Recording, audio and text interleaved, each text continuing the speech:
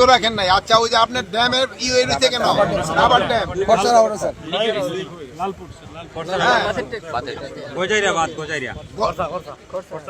কয়দিন লাগবো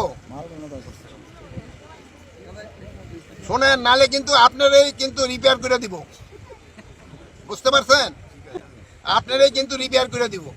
পয়সা খাইবেন, পকেটে ঢুকাইবেন, খালি কাম করবেন না। না, পয়সা খান না।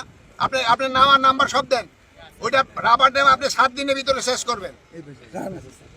7 দিনের ভিতরে শেষ করবেন।